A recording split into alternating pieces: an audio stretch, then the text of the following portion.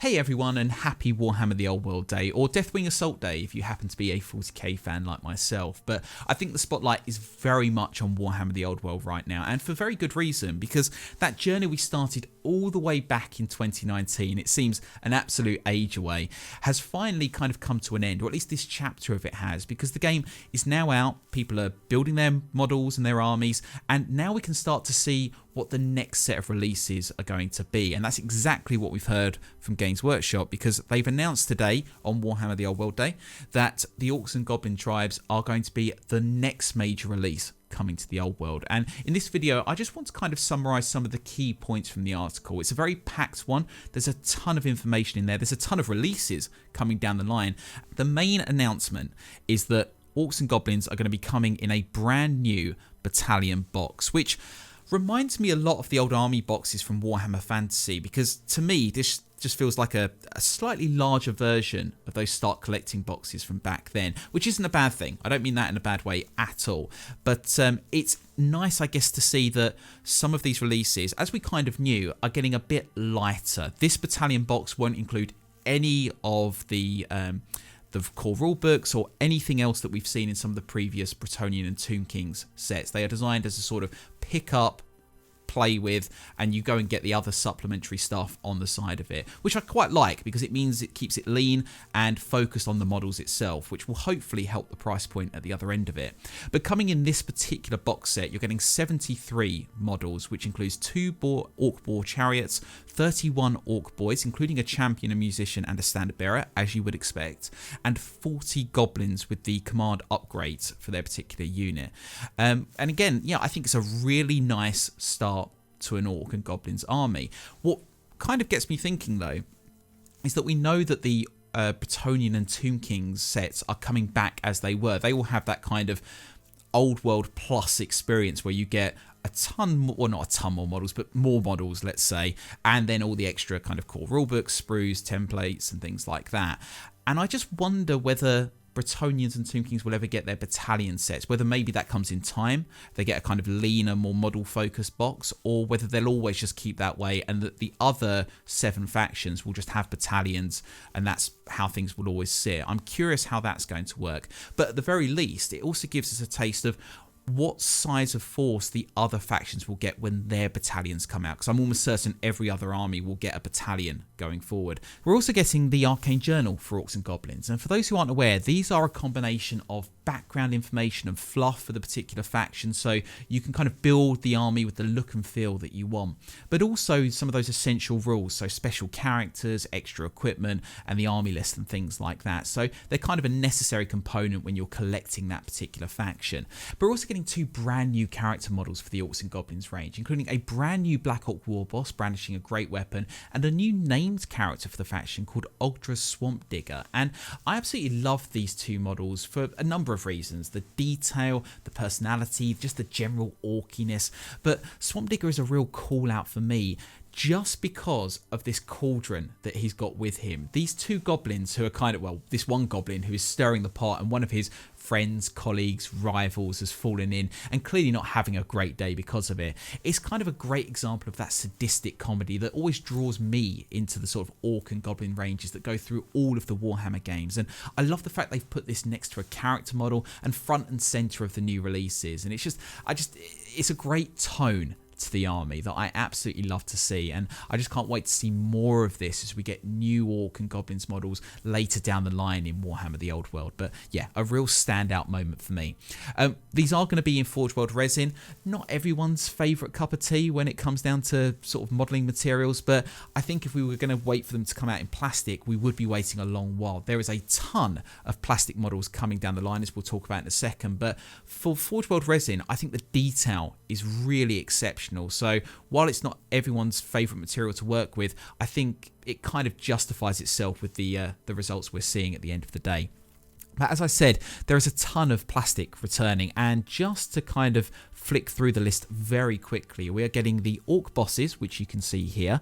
The new, it's the Orc Boys mob that we've always known, but they're in the new unit sizes. So you're getting about 32, maybe 36 models in a unit, which is a much bigger unit size than what we got back in the day, albeit we are paying 20 2024 prices. I forgot the year there for a second. 2024 prices for these model ranges, so you would expect more models.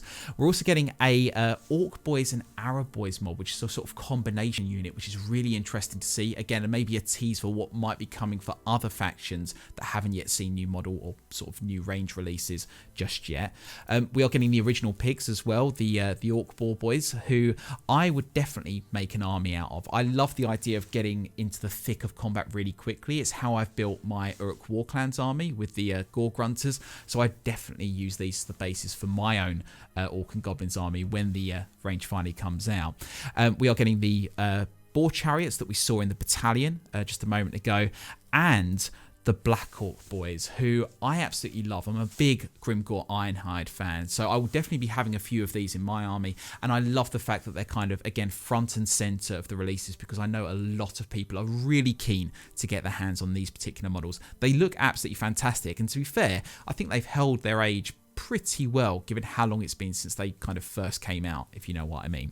There is also some returning resin, just quickly covering these. These are Orc and Goblin command sets that I think, interestingly, could offer a little bit modelling wise to Age of Sigmar. I'm thinking this goblin that's having a bit of a moment, shall we say, on the right could be a really interesting character, or sort of maybe even an objective for my Orc War Clans army. So one for me to kind of think about, but I'm sure I'm not the only one who's looking at these ranges and now thinking about what we can bring back into some of the other Warhammer franchises, I guess more Age of Sigmar than anything else.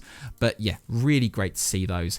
The standout ones that I'm seeing online, however, are the return of the Troll Hag and the Orc War Boss on Wyvern, or Wyvern. I don't know how you pronounce this, so apologies if I've got it wrong, but hopefully one of those is right.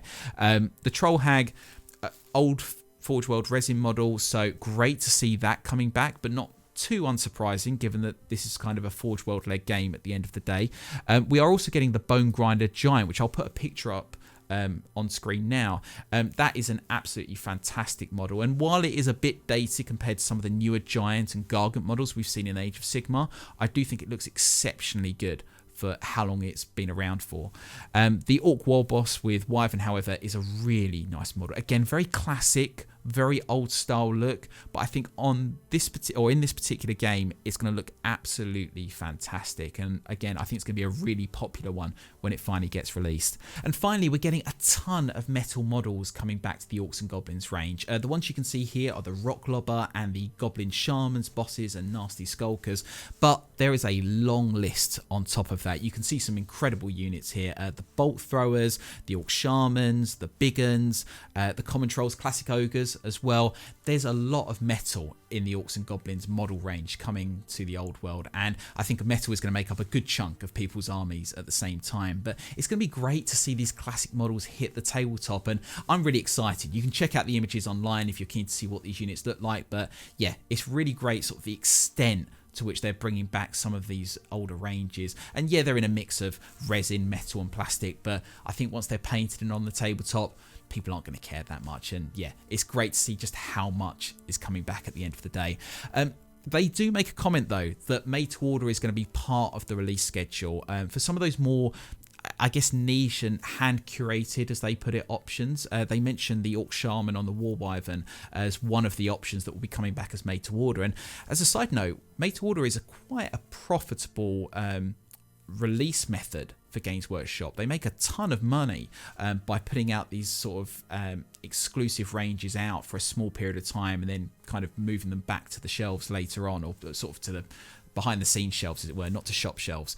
So yeah, it'll be really interesting to see what they bring back. You see a couple of examples here, but what else they might bring back down the line. And again, thinking about other future factions that haven't yet seen models come out for them, what that might mean for them, what Made to Order might we see for the High Elves and for Chaos and the Dwarves, for example. I think that's what I'm kind of getting from this whole article. It's kind of almost like a blueprint for what we might see with the other factions. And yeah, I think again, it's going to be really exciting for fans. It's going to be great to get our hands on those older models, not just for playing, but also for modelling, I think. And clearly it's going to be quite profitable for Games Workshop. So maybe a triple win in all regards. So yeah, and then they finally wrap up things by talking about some of the people who have been working behind the scenes. Sadly, they don't put people's surnames, so we just kind of meet Rob and Kino and others like that, but we don't actually get to know who these people are unless they're posting on social media somewhere, which I don't think a lot of them are. But either way, they talk about the fact that this is a real passion project, and maybe down the line that passion will lead to other things that aren't currently planned for, but might see release when people kind of either start shouting and asking for them, or whether the design team finally gets a breather and a chance to reflect on what else they might want to work on for the old world. But that said, there's a ton coming out. Clearly, Orcs and Goblins are the next faction coming out, and yeah, I can't wait to see how it all pans out. But let me know what you think about Orcs and Goblins being the next major faction to come out to Warhammer The Old World, what you're hoping to see. I guess you've already seen a lot of it, but what else you're hoping to see maybe from the other factions, and whether this announcement has got you changing your plans or thinking about a new Orcs and Goblins army. Let me know in the comments section. But as always, a big thank you for joining me today. If you enjoyed the video, please do click the like button and subscribe to the channel if you'd like to join me for future Warhammer videos, and I do hope to see you in my next one. But until then, take care.